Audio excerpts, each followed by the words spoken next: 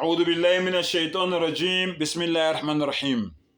egameni lika Allah onomusa onesihawu ngeke ngiyeke ukusifaka isi-Arab ngoba ulimi lwase-Afrika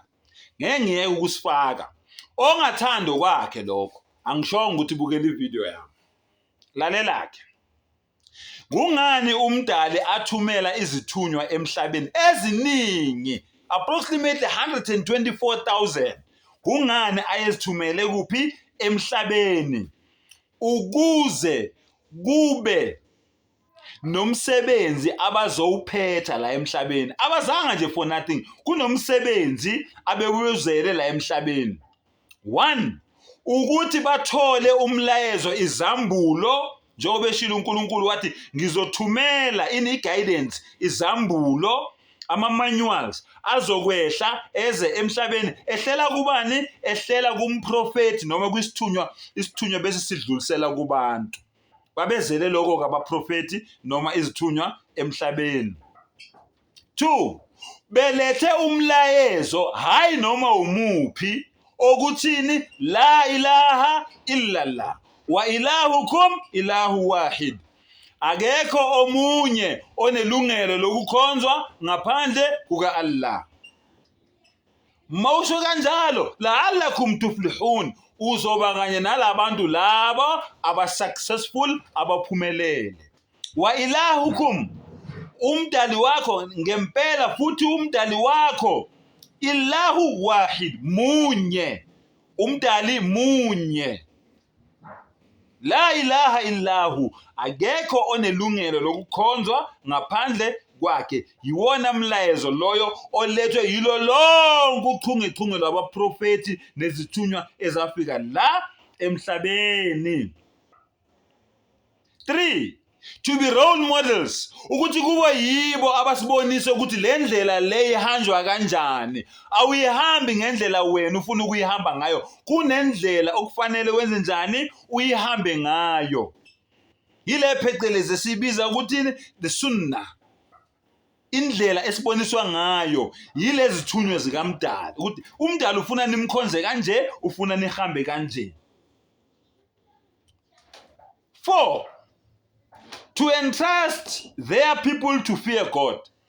ukuxwayisa noma uqiniseka okwenza isiqiniseko ukuthi abantu laba abathunyelwe kubo bayamesaba uNkulunkulu zizele lokho izithunywa emhlabeni nokuthi benzeni to keep his commandments bagcine imiyalelo yakhe bangagcini ngokumesaba kuphela illa alladhina amanu wa amilus salihah bangagcini ngani ngokumkhonza ngokumesaba kuphela kodwa benzeni bagcine imiyalelo yakhe ngokwenza izenzo ezinjani ezinhle subhanallah 5 to teach their followers important religious and moral tenets ukufundisa abalandeli babo mayelana nokholo nezimfuno zokholo ukuthi njengoba wena usuthe wena uyimuslim yini okumele uyenze yini okungamelanga ungayenzi kumele uziphathe kanjani njengoba uphila la emhlabeni ozowushiya ngelinye ilanga 6 ukubonisa abantu indlela eqondile labantu laba asebechezukile ekukhonzeni umdali ngendlela umdali efuna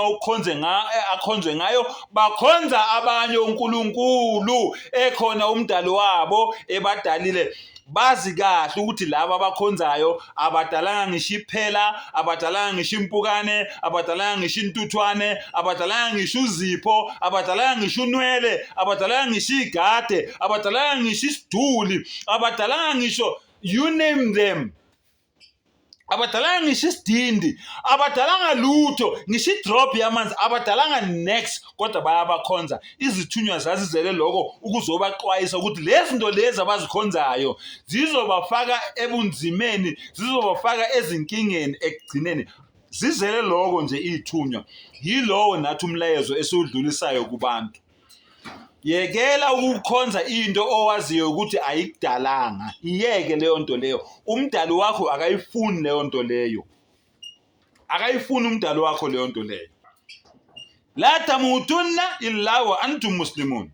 Make sure ukuthi ukufa akufiki kuwe ungelona iMuslim, ungeyona ozehlisayo, ungeyona ozithobayo, ungeyona ozinikelayo ngaphansi kwentando kaMdali wakho. That is the only message esiyilethile kubantu. Wa akhir dawana anilhamdulillahi rabbil alamin.